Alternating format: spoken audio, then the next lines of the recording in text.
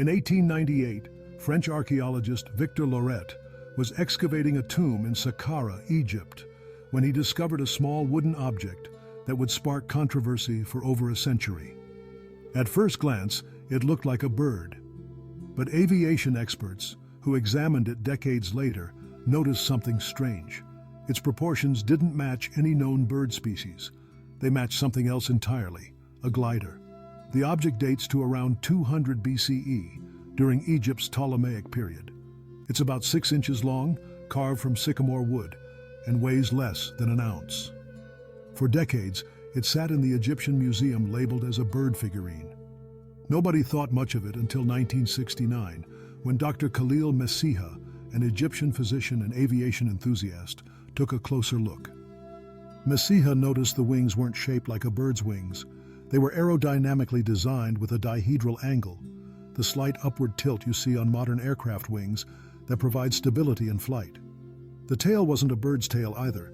It was a vertical stabilizer, like what you'd find on an airplane rudder.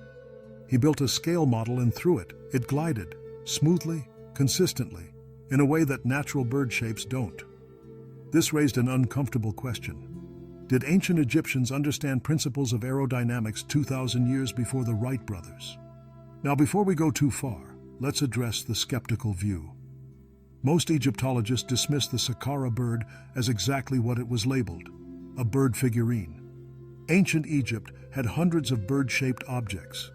They were common decorations, children's toys, or ritual items. The fact that this one happens to have a vaguely aerodynamic shape could be pure coincidence. The vertical tail that Messiha claimed was a rudder might have just broken off. Some researchers suggest it originally had a horizontal tail section that's now missing, which would make it look more like a normal bird and less like a glider. There's also no evidence that Egyptians had any concept of human flight.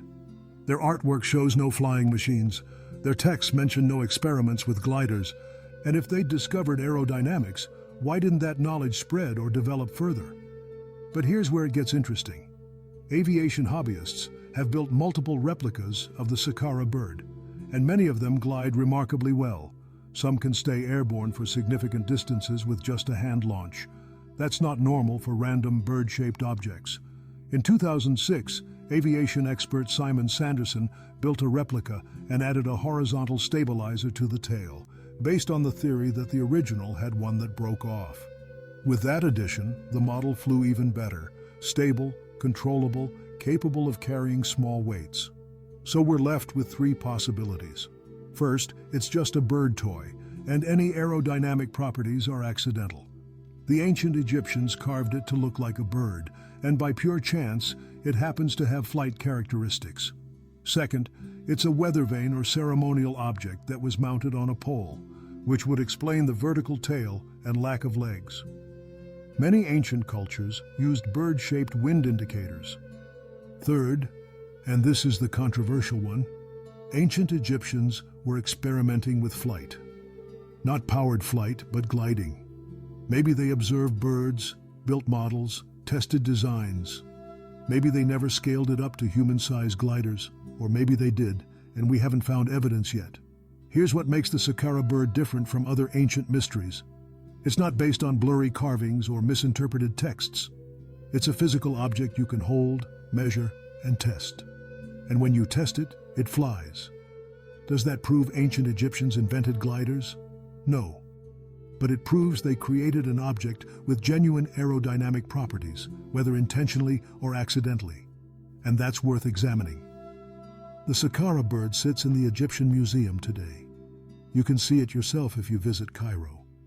It looks unremarkable, a small wooden carving in a glass case, easy to walk past without noticing.